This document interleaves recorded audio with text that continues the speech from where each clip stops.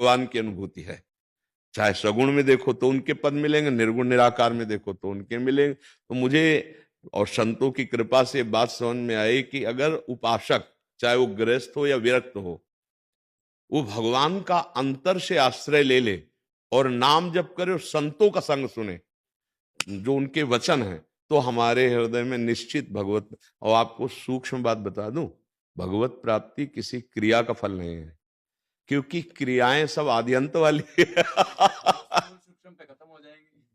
तो पर यह है कि क्रिया का वेग रहता है ना देहाभिमान के कारण, तो असत क्रिया का त्यागी और सत क्रियावान, और सत क्रिया भगवत समर्पित और नाम जप, बढ़िया काम बन जाएगा। मुझे पत्नी आई है, पूजा तो बहुत करती है, लेकिन पूजा और जब मैं क्या, देखो पूजा क्या है, बाहरी क्रिया है। आप देखो भागवतिक बाहरी क्रिया है, मंगलमय, लेकिन चिंतन क्या चल रहा है यहां। अध्यात्म में खास बात चिंतन होता है।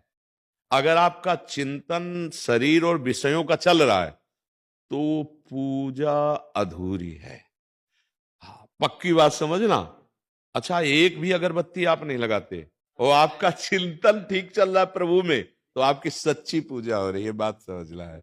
और देखो खास बात चिंतन की इसलिए आती है कि जैसे हम क्रिया में भगवान की आरती या पूजा ये सब कर रहे हैं, पवित्र परम पवित्र किया है, लेकिन हमारा हृदय अज्ञान अंधकार से युक्त है, तो हम राग द्वेष करेंगे, हम नाना प्रकार की कुमार्गगामी प्रवृत्तियों का चिंतन करेंगे, तो उस आरती का मतलब क्या रहा। तो उसका हमारे अंदर प्रकाश होना चाहिए, हमारा हृदय प्रकाशित होना चाहिए। भगवान कपिल देव जी ने कहा, जो मेरे शिव विग्रह की अर्चना तो बड़ी बड़ी कीमती वस्तुओं से करता है, लेकिन बाहर राग द्वेष करता है, तो वो पूजा ऐसी हुई जैसे राख में किया गया हवन। तो हमें लगता है कि पूजा चाहे कम हो, चिंतन बहुत बढ़िया चिंतन होना चाहिए।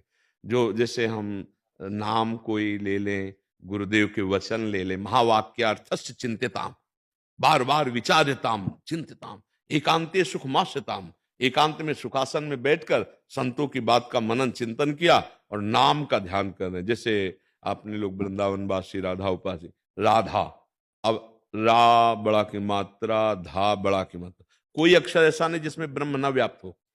जैसे का तो अव्याप्त है, और पूरे अक्षर उच्चारण को सब में अव्याप्त है, का खा गा घा अंग, हाँ, तो आ सब में जैसे हर अक्षर में व्याप्त है, ऐसे ब्रह्म स्वरूप अक्षर हैं। अब हम ध्यान कर रहे हैं राधा, अब हम पूरा ध्यान इसी में लिख रहे हैं, चिंतन कर रहे हैं, मनन कर रहे हैं, तो आप देखिएगा आपके अंदर ज्ञान प्रकाशित हो जाएगा, आपके अंदर एक आनंद की अनुभूति होगी।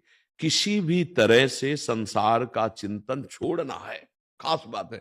देखो नींद में जो लोगों को ऐसा लगता है कि ताजगी आ गई और एक बहुत बल सा लगता है, कुछ नहीं, नींद में केवल संसार का चिंतन छूटा है। 5 घंटे 6 घंटे सुसुप्ति में संसार का चिंतन, और अगर जागृत अवस्था में योगी संसार का चिंतन छोड़ देता है तो वो समाधि सुख को प्राप्त हुआ परमानंद की तरफ बढ़ता है। ये संसार का हम आरती तो प्रभु की कर रहे हैं और चिंतन संसार का चल रहा है, गड़बड़ है मामला। हम फावड़ा चला रहे हैं, व्यापार कर रहे हैं, नौकरी कर रहे हैं, लेकिन अंदर अंदर चिंतन राम कृष्ण हरि, राम कृष्ण हरि, पक्का भगवत प्राप्ति हो जाएगी, पक्का।